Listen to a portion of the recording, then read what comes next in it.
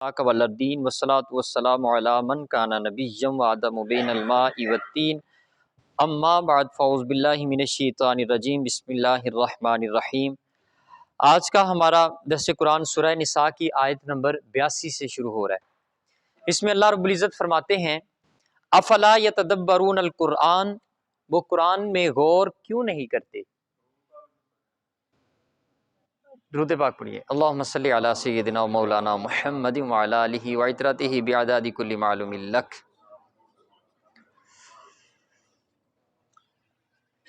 افلا یتدبرون القرآن، وہ قرآن میں کیوں غور نہیں کرتے۔ ولو کان من عند غیر اللہ لوجدوا فیہ اختلافا کثیرا، اگر یہ قرآن اللہ کے غیر کے پاس سے آیا ہوتا تو اس میں بہت اختلاف پایا جاتا۔ اس آیت میں اللہ رب العزت نے کفار کو جواب دیا ہے ان کی اس بات کا کہ جو وہ کہتے تھے کہ ان ھذا الا قول البشر، کہ یہ جو قرآن آ رہا ہے یہ کسی بشر کا قول ہے، یا وہ کہتے تھے کسی مجنون کا معاذ اللہ قول ہے۔ وما هو بقول شاعر، قرآن نے تردید کی کہ یہ کسی شاعر کا قول نہیں، وہ کہتے تھے یہ تو شاعری ہے، یہ تو ایسے جیسے کسی معاذ اللہ مجنون کا قول ہے۔ ان کا جواب دیا اللہ رب العزت نے اس آیہ مبارکہ میں اور فرمایا افلا یتدبرون القرآن، تم نے کبھی قرآن پہ غور بھی کیا ہے۔ ولو کان من عند غیر اللہ، اگر یہ اللہ کے علاوہ کسی اور نے لکھا ہوتا لوجدوا فیہ اختلافا کثیرا، اس میں بہت اختلاف پایا جاتا۔ جو انسان کی آج کی بات ہوتی ہے وہ کل کی بات وہ نہیں رہتی، اس کی اہمیت بدلتی رہتی ہے۔ 1400 سال ہو گئے قرآن کی اہمیت ابھی تک وہی ہے، قرآن کی ابھی تک اہمیت اسی طرح، ابھی تک وہ اسی طرح رہنمائی کر رہا ہے۔ جو جتنے بھی قوانین ہیں، دنیا کے تمام قوانین جتنے بھی دنیا میں ہیں، وہ چاہے مسلمانوں کے ملکوں میں یا غیروں کے، سارے قوانین میں ترمیم ہوتی ہے، یعنی کہ چند سال کے بعد وہ کہتے ہیں اب قانون میں رد و بدل کی جائے، اب قانون میں رد و بدل کی جائے، ماحول بدل چکا ہے۔ لیکن یہ قرآن ایک ایسی عظمت والی کتاب ہے کہ 14 صدیاں گزر گئی ہیں، ابھی تک رد و بدل کی نوبت نہیں آئی، جیسے آیا تھا ویسے کا ویسا ہی ہے۔ تو اس لیے ان کو یہ جو کہا کہ اس میں تم غور نہیں کرتے، اگر تم اس میں غور کر لیتے تو دیکھتے اگر یہ کسی بشر کا قول ہوتا اس میں اختلاف پایا جاتا۔ اب بشر کے قول میں جو اختلاف ہے وہ کن بنیادوں پہ ہو سکتا ہے، تو وہ 3 وجہ ہیں۔ نمبر 1، اس میں ترتیب کے اندر اختلاف پیدا ہو جاتا ہے، ترتیب میں اختلاف ہو جاتا ہے، گفتگو کی ترتیب میں اختلاف ہو جاتا ہے۔ تو قرآن کی گفتگو کی ترتیب میں کوئی اختلاف نہیں ہے۔ نمبر 2، فصاحت و بلاغت کے اندر کمی رہ جاتی ہے، بات کرتے ہوئے یعنی جملے جو ہیں وہ کمزور ادا ہو جاتے ہیں۔ انسان جب بول رہا ہوتا ہے، کیونکہ یہ ضعیف ہے، تو جب بول رہا ہوتا ہے تو جملوں کی ادائیگی ضعیف ہو جاتی ہے، تو فصاحت و بلاغت میں کمی واقع ہو جاتی ہے۔ اس کے ساتھ جو الفاظ ہیں وہ انسان جب ادا کرتا ہے تو وہ کمزور ہوتے ہیں، انسانی الفاظ کے اندر ورتھ نہیں ہوتی، طاقت نہیں ہوتی۔ تو کہا کہ اگر یہ بشر کا قول ہوتا تم اس کے اندر اختلاف پاتے۔ اب اختلاف کی ایک مثال دے کے پھر میں آگے نکلتا ہوں۔ یعنی عرب کا جو ماحول تھا اس کے اندر الفاظ کی بڑی جنگ ہوتی تھی، الفاظی جنگ، خوبصورت سے خوبصورت لفظ بولنے کے مقابلے ہوتے تھے۔ ایک ان کا اوکاز میلہ ہوتا تھا اوکاز نام کا، اس میں وہ بیٹھتے تھے اور وہاں پہ شاعری سناتے تھے ایک دوسرے کو، اپنے اپنے لکھے ہوئے شعر۔ تو وہاں پہ ایسے ایسے بھی شعراء آتے تھے جن کو 100 غز جو ہے وہ کلام آتے تھے، اور ہر کلام کے اندر 100 اشعار ہوتے تھے، اتنی لمبی۔ حافظہ ان کا بڑا تیز تھا، عربیوں کا جو وہاں کے رہنے والے تھے، بدو بڑے تیز حافظے کے مالک ہوتے تھے، تو وہ سناتے تھے۔ تو شاعر جو ہے وہ جب کوئی سمجھتا تھا کہ میں نے یہ بڑا شاہکار لکھا ہے، بڑی نایاب قسم کی کوئی غزل لکھ دی ہے عربی کی، تو وہ پھر اس کو بیت اللہ شریف کی دیوار کے ساتھ لگاتا کہ یہ میں نے بہت بڑا تیر مار دیا۔ تو پھر جو دوسرے شاعر ہوتے تھے ان کی نیند حرام ہو جاتی تھی کہ یہ ہمیں چیلنج کیا گیا ہے کہ یہ میں نے اچھا لکھ دیا ہے، اس جیسا کوئی نہیں لکھ سکتا، تو پھر وہ فٹافٹ لکھتے کوئی بھی اور اس سے بہتر اس کو اتار دیتے جو پہلے لگا ہوتا اور اپنا لگا دیتے کہ آپ کے چیلنج کا جواب دے دیا ہم نے۔ تو جب قرآن مجید کے اوپر آوازیں اٹھائی گئیں، یہ ایسا تو ہم بھی کر سکتے ہیں، یہ بھی کوئی کتاب ہے، یہ بھی ایک شاعری ہے جس طرح کہ ہم کرتے ہیں۔ تو حضور علیہ الصلوۃ والسلام نے جب سورہ کوثر نازل ہوئی تو فرمایا اس کو بیت اللہ شریف کی دیوار کے ساتھ لگا دو۔ اس کا مطلب تھا چیلنج ان شاعروں کو کہ جو کہتے ہیں، جن کو اپنے الفاظ کے اوپر بڑا عبور ہے، جن کو فصاحت کے اوپر عبور ہے، جن کو بلاغت کے اوپر بڑا عروج ہے، الفاظ کی گتھیاں جو ہیں وہ سلجھاتے ہیں، تو سورہ کوثر لگا دی گئی۔ عام طور پہ وہ 3 دن سے زیادہ نہیں کوئی چیز لٹکی رہتی تھی وہاں پہ، تو سورہ کوثر وہاں پہ 40 دن لٹکی رہی، کوئی بھی اس کا جواب نہیں دے سکا۔ تو کہا کہ اگر یہ انسانی کلام ہوتا تو اس کے اندر اختلاف پایا جاتا، یعنی کوئی تو کہتا کہ میں اس سے بہتر لے کے آ گیا ہوں، کسی میں یہ جرت پیدا نہیں ہو سکی کہ اس جیسا کوئی کلام بنا سکتا۔ تو آج بھی قرآن کا چیلنج موجود ہے قرآن کے اندر ہی، فاتو بسورۃ من مثلہ، ایک اس طرح کی صورت لے کے آ جاؤ اگر تم سچے ہو، ان کنتم صادقین، اگر تم سچے ہو تو لاؤ نہ ذرا ایک صورت اس طرح کی۔ تو یہاں پہ یہ آیت میں قرآن نے اپنا دفاع کیا۔ اس کے بعد فرمایا وَإِذَا جَاءَهُمْ أَمْرٌ مِّنَ الْأَمْنِ أَوِ الْخَوْفِ أَذَاعُوا بِهِ، اور جب ان کے پاس امن یا خوف کی کوئی خبر آتی ہے تو یہ اس کو پھیلا دیتے ہیں۔ وَلَوْ رُدُّوهُ إِلَى الرَّسُولِ وَإِلَى أُولِي الْأَمْرِ مِنْهُمْ لَعَلِمَهُ الَّذِينَ يَسْتَنبِطُونَهُ مِنْهُمْ، اور اگر یہ خبر رسول اللہ صلی اللہ علیہ وسلم یا صاحبان علم کی طرف پہنچا دیتے تو ان میں سے خبر کا تجزیہ کرنے والے ضرور صحیح نتیجے تک پہنچتے۔ وَلَوْلَا فَضْلُ اللَّهِ عَلَيْكُمْ وَرَحْمَتُهُ لَاتَّبَعْتُمُ الشَّيْطَانَ إِلَّا قَلِيلًا، اور اگر تم پر اللہ کا فضل اور اس کی رحمت نہ ہوتی تو چند لوگوں کے سوا تم شیطان کی پیروی کر لیتے۔ فقاتل فی سبیل اللہ، سو آپ اللہ کے رستے میں قتال کیجئے۔ لا تکلف الا نفسک وحرد المؤمنین، آپ کو صرف آپ کی ذات کا مکلف کیا جائے گا اور آپ مسلمانوں کو جہاد کی ترغیب دیں۔ عسى اللہ ان یکف بأس الذین کفروا، ان قریب اللہ کافروں کے زور کو روک دے گا۔ واللہ اشد بأسا واشد تنکیلا، اور اللہ کی پکڑ بہت سخت ہے اور اس کا عذاب بہت شدید ہے۔ ان آیات میں غزوہ بدر سے پہلے ایک چھوٹی سی لڑائی ہوئی تھی جس کو بدر صغریٰ کہا جاتا ہے، غزوہ بدر صغریٰ کہا جاتا ہے۔ اس میں کوئی جانی نقصان کسی کا نہیں ہوا تھا، بس وہ ایک لڑائی ہونے سے پہلے ہی ختم ہو گئی تھی۔ یہ لڑائی جو ہے یہ حضرت ابو سفیان اس وقت تک ایمان نہیں لائے تھے، ان کے درمیان اور مسلمانوں کے درمیان میں تھی۔ تو اس حوالے سے پہلی آیت میں تو خبروں کے حوالے سے کہا کہ یہ امن کی اور خوف کی خبر یوں ہی پھیلانا شروع کر دیتے ہیں، اور سورہ منافقون، یہ منافقین کا ذکر ہو رہا ہے کہ بلا تحقیق خبروں کو پھیلاتے ہیں، اس میں تحقیق نہیں کرتے، پھیلانا شروع کر دیتے ہیں، اور اس پہ کچھ صحابہ کرام یقین بھی کر رہے تھے ان کی خبروں کے اوپر۔ تو سورہ منافقون کی پہلی آیت میں کہا اذا جاءک المنافقین قالوا نشہد انک لرسول اللہ، جب منافق آپ کوئی خبر لے کے آئے تو پہلے تصدیق کرنی ہے۔ تو ان میں ہوا بھی یہی تھا کہ وہ افواہیں پھیلا رہے تھے حضرت ابو سفیان کے متعلق، ان کے گروہ کے متعلق۔ حضور علیہ الصلوۃ والسلام نے صحابہ کرام سے کہا کہ ہم جو ہے وہ جہاد کے لیے جا رہے ہیں، تو ان کی وہ جیسے اس سے پہلی آیتوں میں کہا گیا کہ کچھ لوگ ایسے تھے جو ان میں سے کہہ رہے تھے کہ ہم کمزور ہیں، ہم ان کے ساتھ نہیں لڑ سکتے.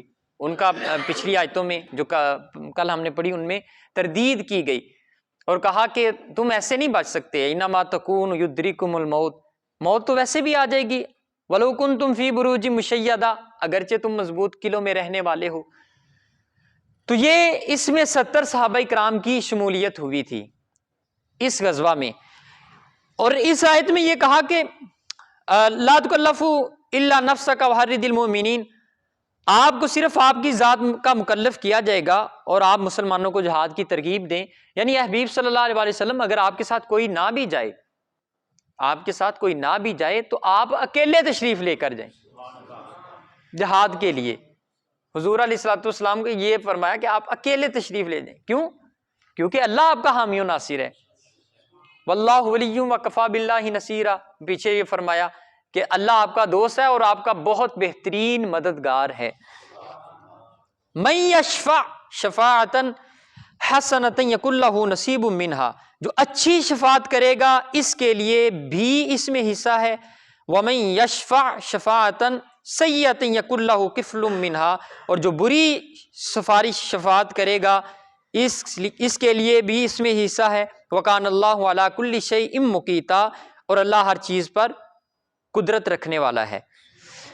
اس میں جو شفاعت کے حوالے سے کہا، سفارش کے حوالے سے، تو وہ یہ کہ کچھ جو منافقین تھے جب حضور علیہ الصلوۃ والسلام نے یہ جہاد کے لیے کہا تو وہ سفارش کرنا شروع ہو گئے، اس کو رہنے دیں، اس کو چھوڑ دیں، اس کو بھی چھوڑ دیں. اس طرح کی باتیں جو ہیں وہ شروع ہو گئی. ان کے رد میں اللہ رب العزت نے یہ والی آیت نازل فرمائی اور جو سفارش کی اہمیت ہے اس کو واضح کیا کہ جو اچھی سفارش کر رہا ہے، اگرچہ یہ اس ایک خاص مقصد کے لیے یہ آیت نازل ہوئی تھی، لیکن اس کا تعلق براہ راست ہماری آج کی زندگی کے ساتھ بھی ہے، آج کے ماحول کے ساتھ بھی ہے کہ جو اچھی سفارش کرے گا اس میں اس کے لیے حصہ ہے. مثلا آپ سمجھتے ہیں کہ کوئی غریب ہے، آپ کسی کو کہیں کہ یار اس کو کچھ دے دیں، آپ کچھ نہیں کر سکتے، یہ ایک سفارش ہوگی، ایک سفارش ہوگی نا. آپ کسی کی مدد کرنے کے لیے کوئی اپنی 2 جملے ادا کیے. یا آپ سمجھتے ہیں کہ کوئی قابل ہے، کوئی قابل بھی ہے تو اس کے لیے ملازمت کی سفارش کہیں پہ کر دیتے ہیں. یا اس کے علاوہ اور کسی نیکی اور خیر خواہی کے کام میں آپ کسی کو مسجد کے ساتھ تعاون کا کہہ دیتے ہیں، مدرسے کے ساتھ تعاون کا کہہ دیتے ہیں، کسی نے اپنی بچی کی شادی کرنی ہے تو اس کے ساتھ تعاون کا کسی کو کہہ دیتے ہیں، اس طرح کی سفارش کرتے ہیں. تو کہا جو اچھی سفارش کر رہا ہے اس کا اچھا ہی حصہ ملے گا اسے، یعنی یہ پھر ضائع نہیں ہوگا. اگر آپ کہہ سکتے تھے آپ کے 2 جملوں سے کسی کو سہولت مل سکتی تھی، کسی کی زندگی آسان ہو سکتی تھی، تو آپ وہ کہہ دیں، اس کا اجر اللہ رب العزت کی طرف سے ملے گا.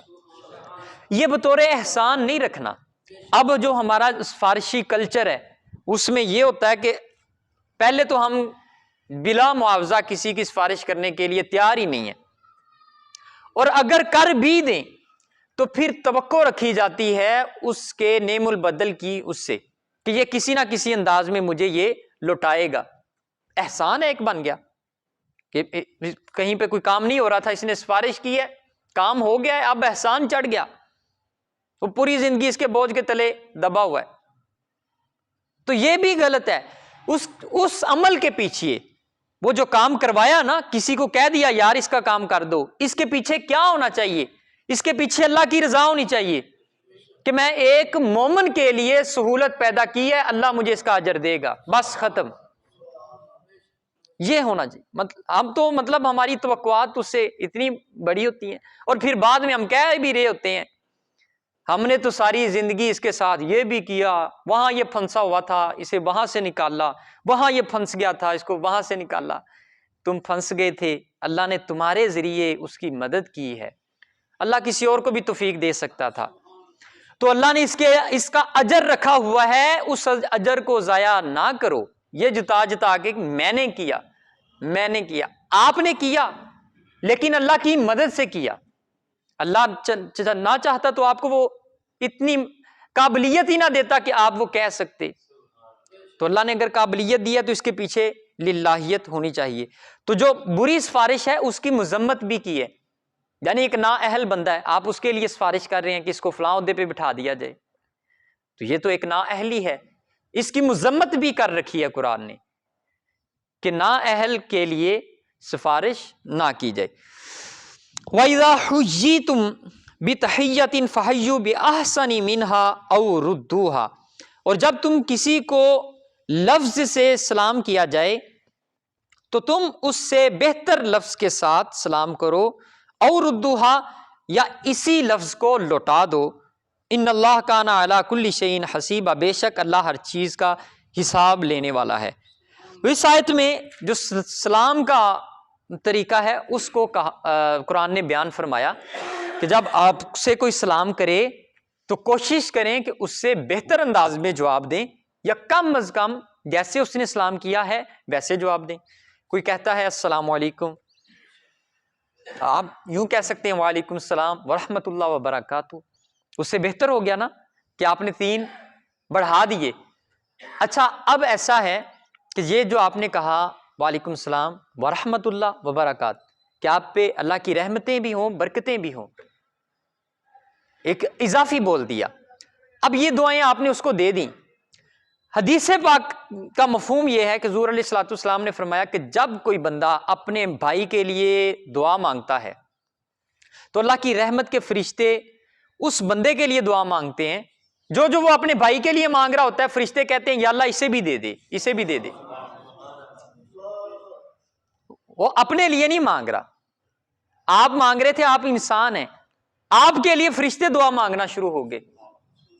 تو جب السلام علیکم کہا جاتا ہے، یہ مختلف طریقے رائج تھے، نصارہ کے بھی تھے، یہودیوں کے بھی تھے. نصارہ جو ہے وہ اپنے منہ پہ ہاتھ رکھ کے سلام کرتے تھے، یہودی جو ہے وہ تھوڑا سا جھکتے تھے اور پھر اشارے سے سلام کرنے کے ان کے طریقہ کار تھے، اس طرح کا ان کا انداز تھا.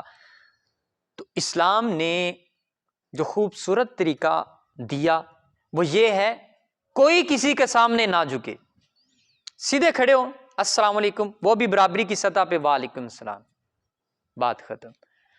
البتہ مطلب جو کوئی والدین ہیں ان کے لیے مطلب آپ تھوڑا سا جھکتے ہیں بطور ادبن، کسی ذاتی مفاد کے لیے نہیں جھکنا. حضور علیہ الصلوۃ والسلام نے جھکے ہوئے لوگوں کو سیدھا کیا ہے، اب دوبارہ نہیں جھکنا. حضور علیہ الصلوۃ والسلام جھکے ہوئے تھے، لوگ ان کو جھکے ہوئے کو سیدھا کیا ہے، سیدھے ہو جاؤ، کسی کے سامنے نہ جھکو. تو دوبارہ ہم کسی کے سامنے نہ جھکیں. یہ جھکاؤ جو ہے یہ صرف اللہ کے سامنے ہے، اس کے علاوہ کسی کے سامنے نہیں ہے. کسی کے روب کی وجہ سے جھکنا مومن کے شان ہی نہیں ہے، شان نہیں ہے مومن کی کہ وہ کسی کے ڈر کی وجہ سے، روب کی وجہ سے جی جی جی جی کر کے کسی کے سامنے. اے طائر لاہوتی، اس رزق سے موت اچھی جس رزق سے آتی ہو پرواز میں کوتاہی. تو یہ پرواز میں کوتاہی ہے، مومن کی پرواز میں کوتاہی ہے کہ اسے جھکنا پڑے. تو اس لیے جب ہم سلام کرتے ہیں، اب سلام کی اہمیت کو بھی سمجھیں. جب ہم کہتے ہیں السلام علیکم، اس کا مطلب کیا ہوتا ہے؟ اے میرے بھائی، آپ کا جان، آپ کا مال، آپ کی عزت، آپ کی آبرو میری طرف سے محفوظ ہے، میں یہ ضمانت دیتا. آپ پر سلامتی ہو. السلام علیکم کا مطلب ہے آپ پر سلامتی ہو. تو یہ ہم اسے سلامتی کی ضمانت دے رہے ہیں. سلامتی کس میں ہے؟ یہی باتیں کہ میں آپ کے لیے یہ جذبات رکھتا ہوں کہ میری طرف سے آپ کا عزت، آپ کا مال، آپ کی آبرو، آپ کا وقار میری طرف سے محفوظ ہے. وہ کہتا ہے وعلیکم السلام، کہ ٹھیک ہے اگر آپ میرے لیے یہ کہتے ہیں تو پھر میری طرف سے بھی آپ کی عزت، آپ کا آبرو، آپ کا وقار میری طرف سے بھی محفوظ ہے. اسلام کا مفہوم یہ ہے، صرف یہ ایک کہنے کی حد تک نہیں ہے یا 10 نیکیوں کی حد تک نہیں ہے کہ کہہ کے گزر جائیں، نہیں، بلکہ یہ ایک ضمانت ہے پرامن معاشرے کے لیے. یہ جو السلام علیکم اور وعلیکم السلام ہے یہ بڑا ضروری ہے امن و امان کی صورتحال کے لیے. یہ ضروری ہے کہ اس سے خوبصورت ماحول جو ہے وہ تشکیل پاتا ہے۔ تو اگر یہ جو ہم السلام علیکم اور وعلیکم السلام کہتے ہیں، اسی کو ہم ایمانداری سے کہیں، ہم تو منہ سے کہتے ہیں نا، صرف منہ کی ایک الفاظ ہوتے ہیں، دل کا تعلق تو نہیں ہوتا۔ اگر زبان اور دل کو ملا کے ہم کہیں السلام علیکم تو ایک خوبصورت معاشرہ بنے گا اور ریاست مدینہ کی ایک جھلک نظر آنا شروع ہو جائے گی۔ اگر یہ صرف السلام علیکم ہی ٹھیک کر لیں ہم، اس کا قبلہ درست ہو جائے۔ اللہ لا الہ الا ہو، اللہ کے سوا کوئی عبادت کا مستحق نہیں۔ لیجمعنکم الی یوم القیامہ لا ریب فیہ، وہ ضرور تم سب کو قیامت کے دن جمع کرے گا، لا ریب فیہ، اور اس قیامت کے دن میں کوئی شک نہیں۔ ومن اصدق من اللہ حدیثا، اور کون ہے جس کی بات اللہ سے زیادہ سچی ہو۔ قیامت کے دن کا ذکر کیا اور کہا کہ اس قیامت کے دن میں کوئی شک نہیں ہے، یعنی انسانی فطرت کا تقاضا ہے نا، تشکیک ہے اس کے اندر، شک آ جاتا ہے کہیں نہ کہیں، پتہ نہیں ہونا ہے کہ نہیں، اے جہان میٹھا اگلا کنے ڈٹھا، معاذ اللہ، ایسے بھی بولے جاتے ہیں۔ مطلب یہ کفریہ جملہ ہے۔ قرآن کہہ رہا ہے کہ اس میں شک نہیں ہے، اور اللہ رب العزت پھر آگے اپنے ہی قول کی تصدیق فرما رہے ہیں، وَمَنْ أَصْدَقُ مِنَ اللَّهِ حَدِيثًا، اللہ کی بات سے زیادہ سچی بات کس کی ہو سکتی ہے؟ تو وہ دن ضرور وقوع پذیر ہوگا۔ دعا ہے جو کچھ بھی آج ہم نے پڑھا سنا سمجھا، اللہ رب العزت اس پہ عمل کی توفیق دے، جو نہیں سمجھ سکے اللہ رب العزت وہ بھی سمجھنے کی توفیق عطا فرمائے۔ وما توفیقی الا باللہ۔